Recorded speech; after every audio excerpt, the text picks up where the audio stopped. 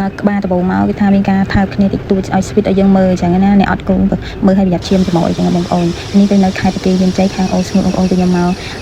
ទីអង្គរការបងថ្លៃខាងប្តីខ្ញុំអញ្ចឹងគឺថ្ងៃនេះគឺជាថ្ងៃទី1ទេបងប្អូនប៉ុន្តែដោយសារខ្ញុំអត់បានចេញវីដេអូដោយសារនៅនេះមានអ៊ីនធឺណិតអញ្ចឹងទៅក៏អត់បានកាត់ទេទៅបានកាត់នៅនឹងអញ្ចឹងណាថ្ងៃទី1នេះគឺជាថ្ងៃចូលរោងហើយនឹងមានកាត់សក់កាត់អីមួយគ្នាផងដែរអញ្ចឹងណាដោយសារនៅនេះគឺគេធ្វើបែបតលៀនតលខុសគ្នាតិចតួចតាមតំបន់អញ្ចឹងបងប្អូនអ្នកខ្លះគឺគេអត់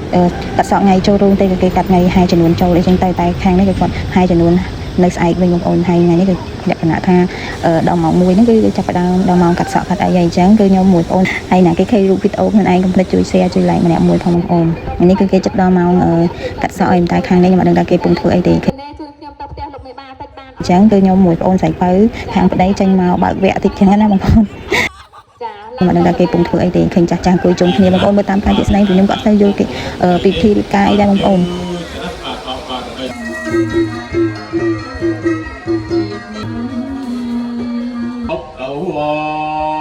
ឡាកូនកំមុំក៏កំពុងតែអុចទៀនអុចអីចឹងណា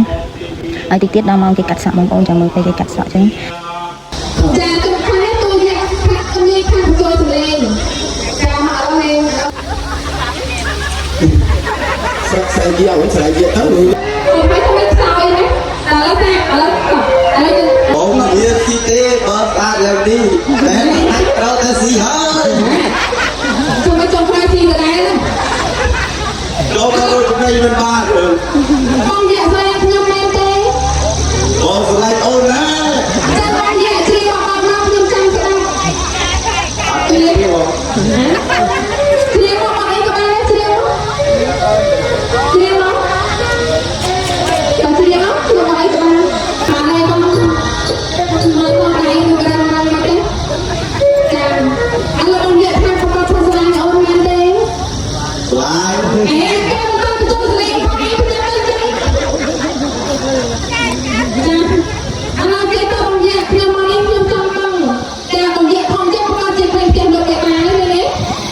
បាទគុំទៅអានស្អីគេទៅទៅទេចាឥឡូវបងនិយាយលោកទៅជួយចាប់ជួយទៅចាប់លោកខ្ញុំមើលអូននិយាយថាវាមានអីទៅជួយមួយពីរទៅដល់ទៀតណានេះលក្ខណៈថាជួយចាប់ជួយទៅមិនបានអូនចាប់ទៅចូលចំចេញទៅវត្តដល់អីអូនទៅតាមការចាត់ការ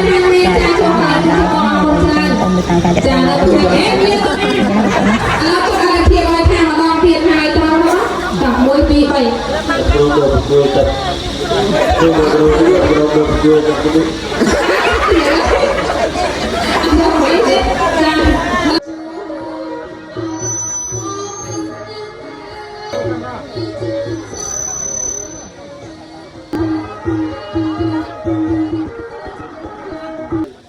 ឥឡូវនេះគឺចាប់ផ្ដើមកាត់សក់កាត់អីហើយគឺយើងចាប់ផ្ដើមកូនកំមុំត្រូវទៅដូរសម្លៀកបំពាក់មួយឈុតទៀតចឹងណាបងប្អូនថ្ងៃនេះដូចជាខ្ទង់ប្រហែលជា3 4ឈុតហ្នឹងបងប្អូនអើយហ្មងកូនប្រឡោះមកខ្ចោលគោដែរចឹងណាតែគាត់ថាគាត់ធ្វើថ្ងៃនេះរៀងអស់3 4ក៏3 4ឈុតចឹងទៅវាលក្ខណៈស្អែកឡើងគឺកូនកំមុំកូនប្រឡោះគាត់មានពេលវេលាច្រើនដែរវាចំណេញដែរចឹងណាបងប្អូនចឹងស្អែកឡើងយើងមានកម្មវិធីឲ្យចំនួនចុះហើយនឹងផ្សែងចងដៃតែប៉ុណ្្នឹងគឺចាប់ដល់ងាកឡើងគឺយើងកម្មវិធីជប់លៀងផាក់ស៊ីយកតែបងប្អូនអើយអាម៉ោងនេះគឺម៉ោងរន្ធត់ញាប់ញ័រចឹងណាបងប្អូនហើយមិនធម្មតាណាបងប្អូនម៉ោងថ្ងៃដែលចូលរួមហ្នឹងគឺថាយប់ឡើងភ្ញៀវច្រើនមែនតើបងប្អូនហើយមិនដឹងមកពីណាពីណីទេគឺថាសិតតែភ្ញៀវបងប្អូនថាសាហាវជាងថ្ងៃ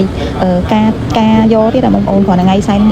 ចូលរួមហ្នឹងគឺថាភ្ញៀវប៉ុណ្ណឹងឯងចូលរំលងថ្ងៃស៊ីទេបងប្អូនในសម័យមួយគឺថាមនុស្សច្រើនមែនតើតែសិតតែបងប្អូនអំពូមីងអីទេហើយបន្ទាប់មកគឺដល់ម៉ោងរៀងយប់តិចហើយដល់ម៉ោងចាប់ផ្ដើមរៀបចំផ្លែឈើសម្រាប់ហាយចំនួនពេលផឹកឡើងគឺថាអ្នកហាយចំនួនហ្នឹងគឺច្រើនណាស់បងប្អូនអើយហើយបន្ទាប់ពីយើងរៀបចំផ្លែឈើសម្រាប់ហាយចំនួនផឹកឡើងរួចរាល់អីហើយចាប់ផ្ដើមដល់កម្មវិធីវាយឡើងពេលយប់បងប្អូនគឺថាកម្មវិធីបិទវាយឡើងពេលយប់ស្អែកឡើងហាយចំនួនដល់ម៉ោងស្អែកឡើងយើងសប្បាយតទៀតចឹងណានិយាយទៅមិនដែលមានទេបងប្អូនគឺថាសប្បាយយកមែនតើហ្មងឡើងពី3តង់បងប្អូនខ្ញុំធ្លាប់តែថាចូលរោងឲ្យគេនាំគ្នាទៅដេកពួននេះដើម្បីយកមុខមាត់ឲ្យស្អាតទីស្អែកឡើងដើម្បីផាត់ម្សៅឲ្យចូលអីចឹងណាតែអានេះអត់ទេសង្វឹងពេលយប់ព្រលឹមឡើងហាយចំនួនធម្មតាខ្ញុំសុំសារពួកគាត់មែន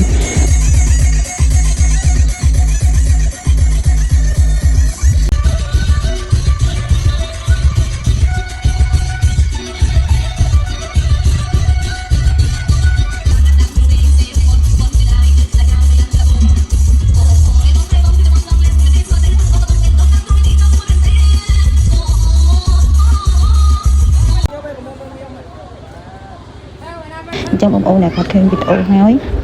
កុំភ្លេចជួយ like ជួយ share ឲ្យម្នាក់មួយផងហើយស្អែកនេះយើងចេញវីដេអូបន្តទៀតបងប្អូនវីដេអូពេលល្ងាចអញ្ចឹងណាតែវីដេអូពេលល្ងាចហ្នឹងដូចជាមិនសូវបានថតច្រើនប្រហែលទេបងប្អូនដោយសារពេលល្ងាចហ្នឹងយើងវារៀងវល់ដែរបងប្អូនអញ្ចឹងទៅថតបានកណិតកណាត់ទេបងប្អូនអើយឥឡូវថតស្លឹកជាលក្ខណៈបងប្អូនតិចតួចអញ្ចឹងណាហើយកុំភ្លេចជួយ like ជួយ follow page ឲ្យសកលម្នាក់មួយផងដើម្បីមានវីដេអូក្រោយៗទៀតអញ្ចឹងណាហើយថ្ងៃនេះគឺថាមកការបងគឺដាច់អត់បានទៅលក់កៅទេអញ្ចឹងអ្នកដែលគាត់រងចាំទិញកៅតើតអ្នកលក់ឡើងទៅពេញវិញមិនបានផុសលក់តទៀតអញ្ចឹងអ្នកដែលគាត់រងចាំកៅសូមចាំផងណាបងប្អូនប្រហែលជាស្អែកអីបានទៅលក់វិញហើយអញ្ចឹងជំរាបលាមានតែប៉ុណ្្នឹងទេអរគុណ